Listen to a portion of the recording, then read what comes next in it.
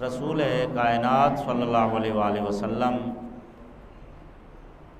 سے روایت ہے، حضرت امام محمد باقر علیہ السلام فرماتے ہیں کہ حضرت جابر رسول کائنات صلی اللہ علیہ وآلہ وسلم کی خدمت میں تشریف لائے تو رسول کائنات صلی اللہ علیہ وآلہ وسلم نے فرمایا کہ اے جابر، ماہ مبارک رمضان میں جو بندہ دن کے ٹائم روزہ رکھے، رات کے کچھ حصے کو عبادت خدا میں بسر کرے اور حالت روزہ میں یعنی اس ماہ مبارک رمضان میں اپنے شکم اور شرمگاہ کی حرام سے حفاظت کرے اور اپنی زبان کو قابو میں رکھے۔ یعنی شرائط کیا سرکار نے فرمائیں کہ دن کو روزہ، رات کا کچھ حصہ عبادت میں،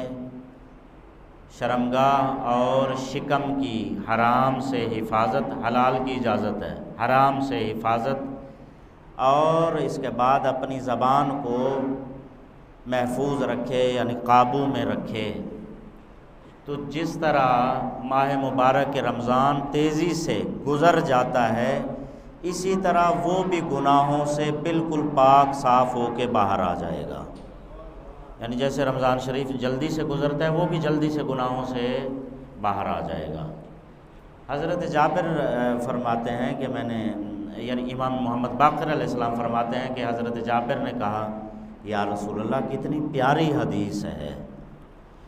تو حضور کائنات صلی اللہ علیہ وآلہ وسلم نے جواب میں فرمایا کہ اے جابر، شرائط بھی تو کتنی سخت ہیں، یعنی حدیث پیاری ہے لیکن شرطیں بھی تو کتنی سخت ہیں۔ اب یہ ہے کہ شرطوں میں اب یہ ذہن نشین رہے کہ روزہ، رات کی عبادت، اس کے بعد شرمگاہ اور شکم کی حفاظت اور زبان کی حفاظت۔ اب ظاہری طور پر جو ہے یہ 5 چیزیں ہیں، لیکن اس میں سارا کچھ آ جاتا ہے، اس میں سارا کچھ شامل ہے۔ اب دیکھیں پچھلے جمعۃ المبارک کو بھی گزارش کر رہا تھا، اور ہمیشہ ہر کسی کو یہ تو اتنی مشہور آیہ کریمہ ہے، کوئی روزہ رکھے نہ رکھے خدا نخواستہ معذرت کے ساتھ، لیکن خدا سب مومنین کو توفیق عطا فرمائے کہ ہمیشہ خدا کی اطاعت میں سر بسجود رہیں، اس کے ہر فرمان اور حکم کی ہمیشہ اطاعت کرنے کی ہمیں توفیق عطا فرمائے۔ تو اب یہ ہے کہ ہر بندے کو پتہ ہے کہ اللہ نے فرمایا کہ روزہ میں نے فرض کیا ہے تاکہ لعلکم تتقون، متقی بن سکو، متقی ہر بندے کو پتہ ہے کہ متقی بننے کی، اور یہ بھی ہر بندے کو پتہ ہے کہ علی امام المتقین ہیں علیہ الصلاۃ والسلام۔ یعنی اس کا کیا مطلب ہے؟ اس کا مطلب واضح ہے کہ ماہ مبارک رمضان ایسا مہینہ ہے کہ جو انسان کو امیر المؤمنین علیہ الصلاۃ والسلام، امام المتقین علیہ السلام کی امامت کے لائق بناتا ہے۔ یعنی روزہ وہ مہینہ ہے ماہ مبارک رمضان کا، اور روزہ وہ عمل ہے جس کی وجہ سے انسان کی کمیاں کوتاہیاں دور ہو کے، صاف ہو کے انسان جو ہے امام المتقین علیہ السلام کی امامت کے لائق بنتا ہے کہ علی علیہ السلام کی رہبری میں جا سکے، امام کو بلا کسی شک و شبہ کے یہ کہہ سکے کہ میں امیر المومنین علیہ السلام کا ماننے والا ہوں۔ یہ روزہ کا مہینہ جو ہے یہ اس لائق بناتا ہے۔ پچھلے جمعہ کو ایک اور یعنی وہ پہلو ایک قابل غور گزارش کیا تھا کہ سحری اور افطاری، افطار کو جو ہے وہ جو بندے نہیں تھے ان کے لیے مختصر 2 لفظوں میں کہ اس کا طریقہ، وہ جو حصول تقویٰ ہے، حصول پرہیزگاری، ظاہر ہے کہ چلیں وہ بھی تکرار ہو جائے تو اس میں حرج نہیں ہے کہ تقوی کا اگر خلاصہ کیا جائے وہ تقوی کیا ہے، تو تقوی کا خلاصہ یہی ہے 2 لفظوں میں کہ جو بندہ خدا کے واجبات پر مکمل عمل پیرا ہوتا ہے اور خدا کی حرام کردہ چیزوں سے اجتناب کرتا ہے، وہ متقی ہے۔ متقی یعنی اللہ کے واجب پر عمل کرنا اور اللہ کی جانب سے جو چیزیں حرام کی گئی ہیں، اب حرام کی گئی چیزیں جو حرام کی گئی ہیں ان سے حفاظت کرنا، یہ ہے تقویٰ۔ اور امیر المومنین علیہ السلام متقی یعنی حرام سے بچنے والوں کے امام ہیں، امام المتقین ہے۔ کہ کیا مطلب؟ جب تقوی کی یہ تعریف ہے تو اس کا مطلب یہ ہے کہ امیر المومنین علیہ السلام حرام سے اپنے آپ کو بچانے والوں کے امام ہیں، جو حرام میں لاپرواہی کرتے ہیں، واجب ہے، حرام ہے، گناہ ہے، ثواب ہے، پرواہ ہی نہیں ہے، تو امام المتقین علیہ السلام کی امامت جو ہے اس بندے سے، اس شخص سے دور ہے، ظاہر ہے وہ خالی زبانی دعویٰ میں ہے۔ لیکن اسی طرح واجبات الہیہ، یہ تقویٰ میں اگر تقویٰ کی تعریف ہے تو علی علیہ السلام امام المتقین ہیں۔ کیا مطلب؟ کہ جو واجبات الہیہ کی بجا آوری میں مخلص ہوگا، اس طرف قدم بڑھاتا ہوگا، تو امام المتقین علیہ السلام ظاہر ہے کہ اس شخص کے لیے جو ہے وہ امامت رکھتے ہیں، امام کل کائنات کے ہیں۔ لیکن دوسری طرف سے کہ امامت کو قبول کس کس نے کیا؟ زبانی طور پہ وہ کہتا رہے کہ میں علی علیہ السلام کا شیعہ ہوں، لیکن حقیقت عمل میں اس نے زبان سے اقرار کیا ہے، لیکن عمل میں جو بندہ واجبات اور محرمات کی پرواہ نہیں کرتا، اس نے عمل میں امامت امیر المومنین علیہ السلام کا انکار کیا ہے۔ یعنی انکار لسان، اقرار باللسان ہے لیکن عمل کے ساتھ، یعنی انکار بالارکان، یعنی عمل کے ساتھ انکاری، عمل انکاری، یعنی عمل میں اس نے انکار کیا ہے امیر المومنین علیہ السلام کی۔ یہ بات واضح ہوئی ہے جی۔ یعنی اگر اس کا دین کا خیال نہ رکھا جائے، جو بندہ خیال نہیں رکھتا خدا نخواستہ واجبات محرمات، یعنی جو تقوی کی تعریف ہے، تو اس کا مطلب یہ ہے کہ وہ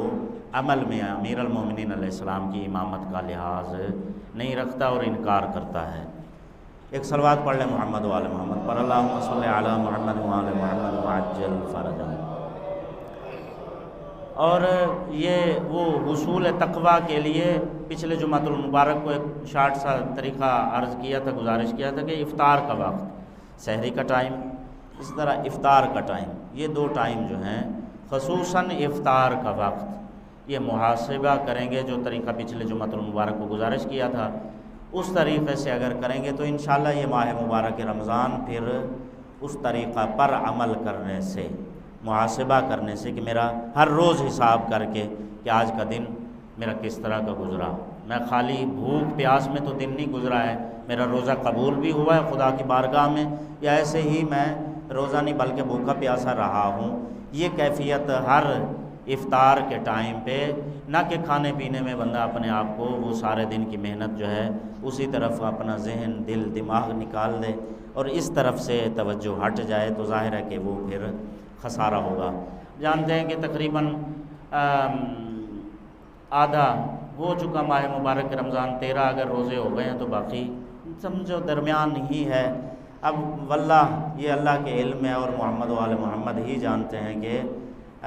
کس کی کتنی زندگی باقی ہے۔ ہو سکتا ہے ہماری زندگی کا آخری ماہ مبارک رمضان ہو، اس کے بعد ہمیں نصیب ہو یا نہ ہو،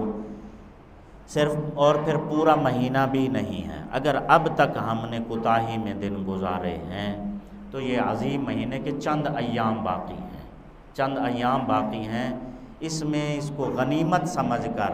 کہ اللہ کا شکر ادا کرتے ہوئے اس نے ہمیں موقع، ہماری سانسوں کو مہلت عطا فرمائی ہے، تو یہ جو باقی بچے ہوئے ایام ہیں ان میں ہم اپنے آپ کو صحیح شیعہ علی ابن ابی طالب علیہ الصلاۃ والسلام بنانے کی کوشش کر سکتے ہیں تاکہ کامیابی ہو سکے اور نجات ابدی حاصل ہو سکے۔ اس لیے کہ اگر ہم ظاہر ہے کہ امیر المومنین علیہ السلام کے شیعہ واقعی نہیں بن سکے، اس میں کامیاب نہ ہو سکے، تو پھر ظاہر ہے کہ ہمیشہ کی جو ہے وہ ذلت اور عذاب کا سامنا ہے آخرت میں۔ ایک صلوات پڑھ لیں محمد و آل محمد پر، اللہم صلی علی محمد و آل محمد وعجل فرجہم۔ اب اس مہینے میں یہ بہت قابل توجہ ہے کہ بہترین ایک طریقہ اور سورس اپنے آپ کا جائزہ لینے کا۔ یہ جو آخری ایام ہے اس میں اپنے آپ کا جائزہ لینا ہے، اور اس کا ایک تو وہ افطار کا ٹائم، وہ پچھلے جو عرض کیا اس کی تفصیل گزر گئی۔ اب یہ ایک اور طریقہ ہے جس طرف ہم متوجہ ہو کر اپنے آپ کو پڑھ سکتے ہیں اس ماہ مبارک رمضان میں، اور بالخصوص اب یہ جو آخری ایام بچے ہوئے ہیں ان کے اندر یہ طریقے سے ہم اپنے آپ کو جانچ پرکھ کر سکتے ہیں کہ میں کس درجے کا شیعہ ہوں، میں امیر المومنین علیہ السلام کا خالی زبانی دعوے دار ہوں یا واقعاً شیعہ ہوں یا نہیں ہوں، حقیقی شیعہ ہوں یا نہیں ہوں۔ تو ایک بہترین طریقہ، دوسرا طریقہ جو اس چیز کو جانچنے کا اور پیمانہ ترازو وہ یہ ہے کہ سب جانتے ہیں اور ہمیشہ سنا ہے لیکن ہماری توجہ کم ہوتی ہے، جبکہ یہ حقیقت ہے اور 100% ہے،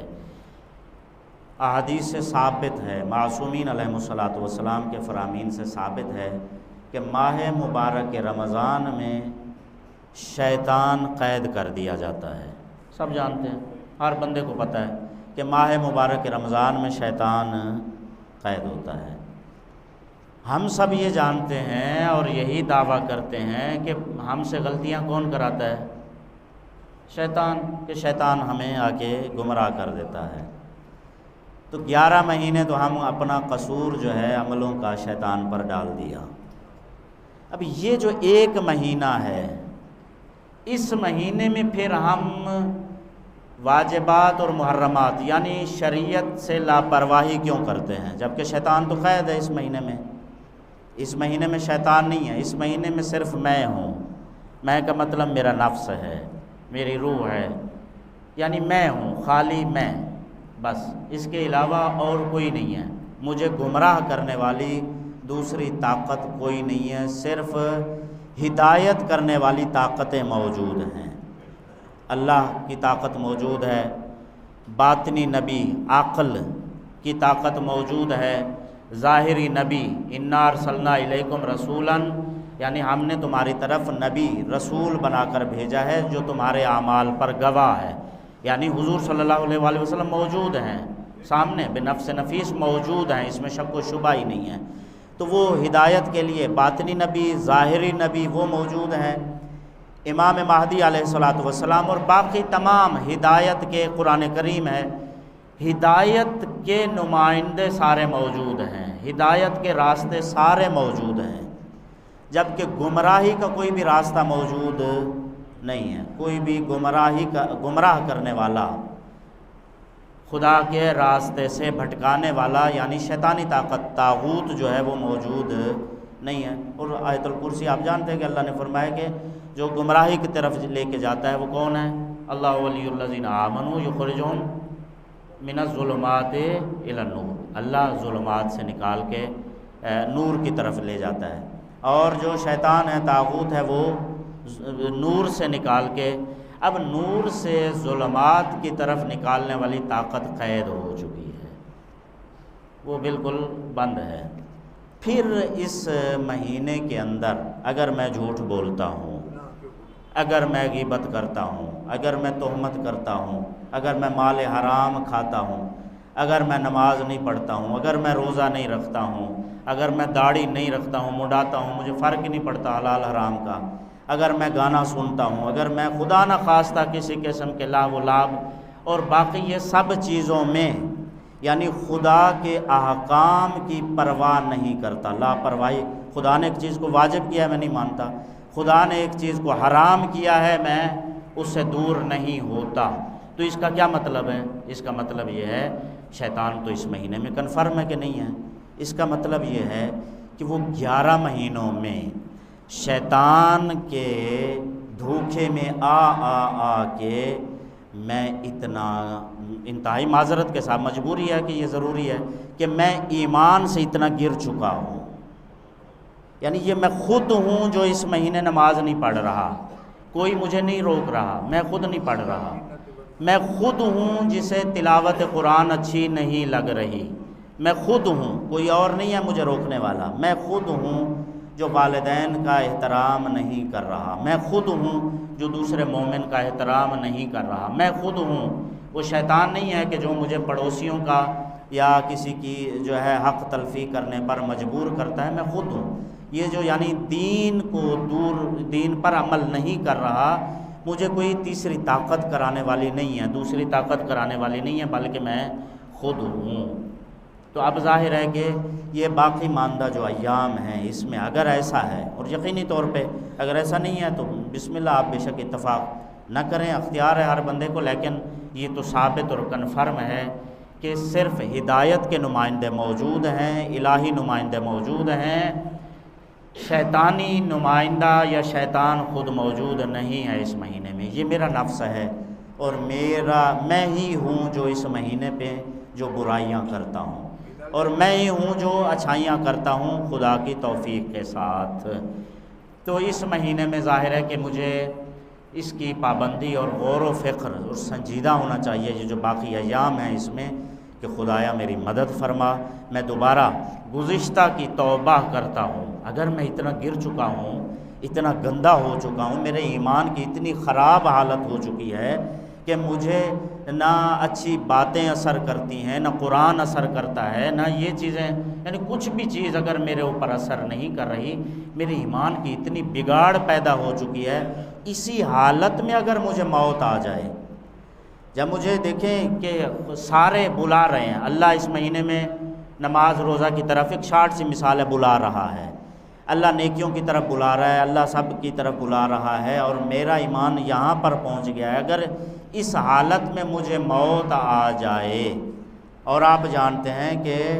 وقت موت تو بہرحال شیطان آتا ہے سامنے، امتحان ہے جو اس کو مجبور کرتا ہے کہ ایمان جو ہے خدا کا یعنی انکار کر دو، ایمان سے دور کرنے کی کوشش کرتا ہے۔ تو اب یہ ہے کہ اگر میرے ایمان کا اتنا بگڑی ہوئی صورتحال ہے تو میرا تو شیطان کے سامنے سرنڈر کرنا بالکل آسان ہے، میں تو پہلے ہی خود کو اپنے آپ کو گرا چکا ہوں، پہلے ہی ختم کر چکا ہوں۔ تو اپنے آپ کو مضبوط کرنا، ایمانی صورتحال، جسمانی کے علاوہ یعنی روحانی طور پر اپنے آپ کو مضبوط کرنا، پائیدار بنانا، اپنے ایمان کو مستحکم کرنا، کہ امیر المومنین علیہ الصلاۃ والسلام روز محشر اور امام زمان علیہ السلام پردہ غیبت میں بیٹھ کر تشریف فرما ہو کر یہ ناز کر کے فرمائیں، یہ دیکھو یہ میرا کیسا چاہنے والا ہے جس نے اپنے آپ کو میرے لیے اس طرح آراستہ کیا ہے، میرے لیے اپنے آپ کو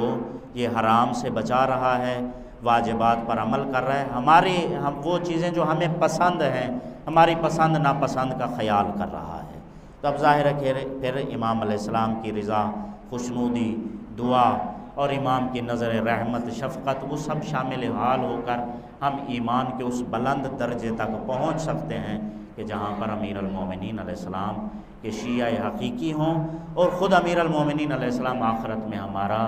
استقبال فرمائیں اور کہیں کہ یہ ہمارا شیعہ ہے۔ یہ ماہ مبارک رمضان کے جو باقی ایام ہیں، اس میں اگر ہم اس طریقے سے اپنا محاسبہ کریں اور واقعاً سنجیدہ ہو کر، اس میں یہ نہیں کہ خدا نخواستہ، سنجیدہ ہو کر تنہائی میں بیٹھ کر ہر بندہ اپنی کتاب کو کھولے، اپنے آپ کو دیکھے کہ میں کیا ہوں، میں کیا کر رہا ہوں، حرام کی اور واجبات کی میری کیا کنڈیشن ہے، میں کس جگہ پر کھڑا ہوں،